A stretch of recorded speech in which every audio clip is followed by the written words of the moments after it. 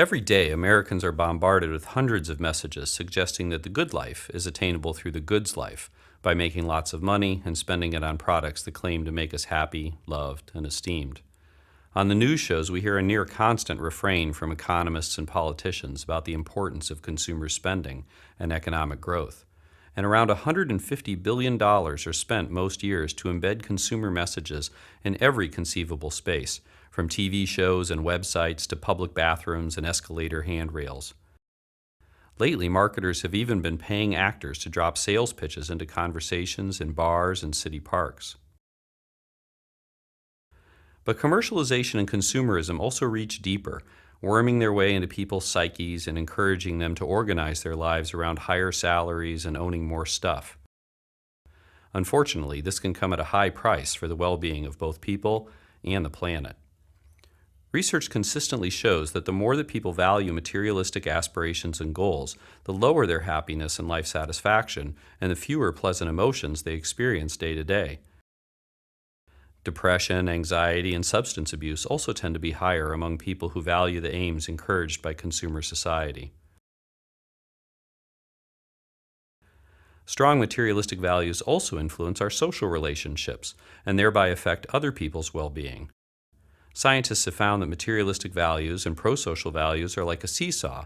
As materialistic values go up, pro-social values tend to go down. This helps explain why people act in less empathic, generous, and cooperative ways when money is on their minds. When people are under the sway of materialism, they also focus less on caring for the earth.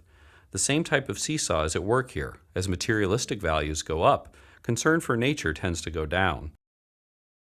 Studies show that when people strongly endorse money, image, and status, they are less likely to engage in ecologically beneficial activities like riding bikes, recycling, and reusing things in new ways.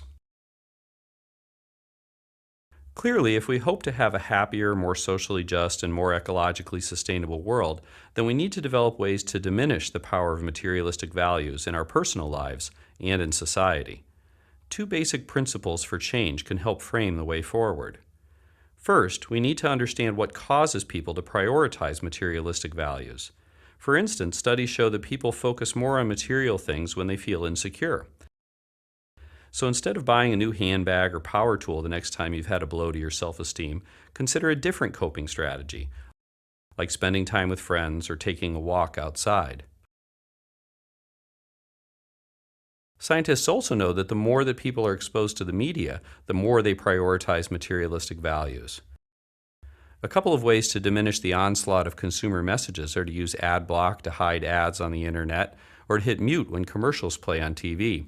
But these steps can only take us so far. We also need to get active and start to remove advertising from public spaces and from our children's schools so that people aren't exposed to materialistic messages so often. The second principle for change involves promoting intrinsic values for growing as a person, being close to one's family and friends, and improving the broader world. The research shows that intrinsic values not only promote personal, social, and ecological well-being, but can also act to immunize people against materialism. It's that seesaw again. As intrinsic values go up, materialistic values tend to go down.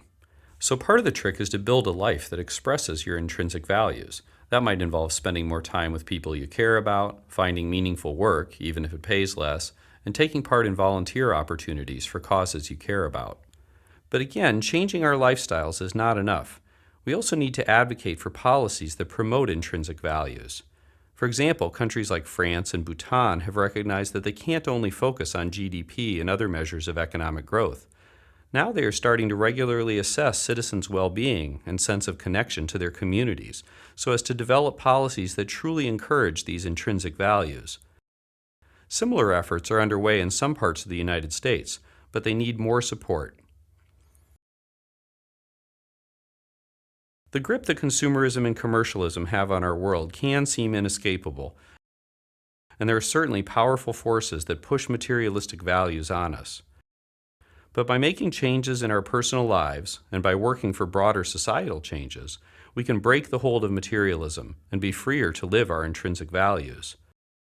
That, in turn, would help us to take important steps toward greater personal well-being, a more humane society, and a more sustainable world.